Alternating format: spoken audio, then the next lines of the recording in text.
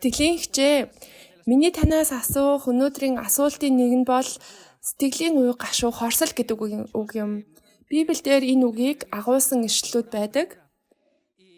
Хэрэв бид тойл бичгээс хайх юм бол энэ үгийг урам хугарах, гун гуниг тээх гэсэн үгтэй адилтгсан байдаг. Итгэлийн хичээ. Миний асуулт нь Еврей номын 12-ийн 15-д байна. Тэнд сэтгэлийн уй гашуу хорслын үндэсний тухай дурдсан байна. Библийн нэгэн судал дээр миний санаж байгаагаар та сэтгэлийн уй гашуун үндэс нь 70 нүгэл гэж тайлбарлсан байсан. Та бидэнд үүнийг илүү тайлбарлаж өгөөч. Еврей номын аль бүлэггүй? Еврей 12-ийн 15. 12-ийн 15.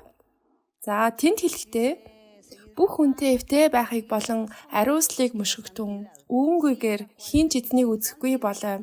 Хин чинч Бурхны нэгүслээс хоцрохгүй тулд болон альва гашуун үндэс урган хор учруулж түүгээр олноороо бузарлагдахгүй тулд сэрэмжил гэсэн байна. За, энд байгаа энэ гашуун үндэс нь ухамсартай холбоотой. Сэтгэлийн уй гашуу гэдэг нь сэтгэлд оршиж байгаа гунийг хэлнэ. Хин нэгэн хүн амьдралдаа тохиолдсон ямар нэгэн зүйлээс болж өдөр бүр гунигтай байхыг хэлнэ.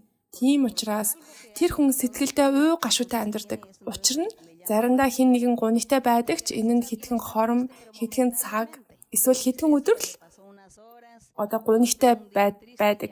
Харин хорсол нь тасралтгүй байнгын тогтмол сэтгэл байдаг уйдгар гунигийг хэлнэ. Спан хэлний үгийн санд уйдгар гуник хорсол тээх гэдэг нь илүү эртний үг юм. За, энд еврей хэлээр хэрв хин нэгэнд ийм гашуун үндэс байгаа бол энэ нь ухамсарын улмаас ийм тасралтгүй уйдгар гуниктай хүмүүс байсан учраас тэд гим нүгэл дунд амьдарч байсан учраас энэ юм. Мөн энэ нүгэл нь дараа нь тухайн хүний мэс чанар тэднийг байнга буруутгадаг. Тэр хүн үүнээс өөрийгөө чөлөөлж чадахгүй улмаас сэтгэлийн уйдгар гуник хорсол тэсээр амьдардаг. Тийм ч учраас тухайн хүний ухамсарт ийм гашуун үндэс байх ёсгүй гэж хэлсэн байна. Нүгэл үйлдэх хүсэл нь хүмүүсийг амьдралд ийм аз жаргалгүй байдалд хүргэдэг. Энэ аз жаргалгүй байдалд хүргэх гим нүгэл хүний сэтгэлд байдаг бөгөөд энэ тухайд бичжээ. Тэр нүгэл нь яг сэтгэлд байдаг гашуун үндэс мэд гэж энэ зөвлөж хэлжээ. Тухайн хүн бурхан руу эргэж өөрчлөгдөн бурхан түүнийг нэгүүлсэн уучлж эзний дотор шинэ амьдралыг эхлүүлсний дараа нүгэл үйлдэх ёсгүй. Энд тухайн хүн ийм алдаа гаргах хандлагатай хിവэр байгаа бөгөөд тийм учраас гашуун үндэсийг энд бичсэн байгаа юм. За, харин энэ гашуун үндэсний тухай нэр томьёо бол энэ нь сэтгэл тогтмол орших уйдгар гунигийг хэлнэ. Энэ бол тасралтгүй үргэлжлэх уйдгар гуник юм. Тэр хүн сүмд ирэхэд бурхан тэр хүн рүү чи бага насандаа тохиолдсон зүйлээс болж гунигтай байна гэж тэр хүн рүү хэлдэг. Хүнийг уйдгар гунигаар дүүргдэг маш олон зүйлс байдаг. Жишээ нь сэтгэлийн шарах, дутуу байдлын комплекс гэх мэт. Энэ нь тухайн хүний дотор үргэлж байж байдаг. Сүмд ирсний дараа бурхан эдгээр бүх зүйлсийг тэр хүний дотроос зайлуулж түүнийг эдгээр сэтгэлийн шархнаас энэ дутуу байдлаас чөлөөлж эхэлдэг. Учир нь энэ нь тухайн хүний сэтгэлд уй гашуу хорслыг бий болгож аз жаргалтай эрх чөлөөтэй байхыг зөвшөөрдөггүй.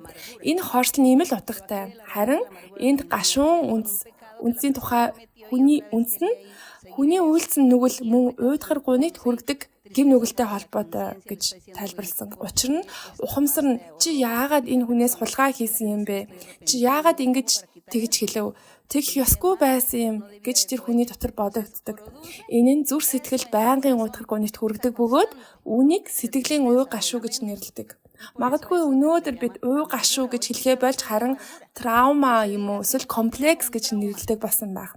Магадгүй өөрөөр ч нэрлэдэг байх.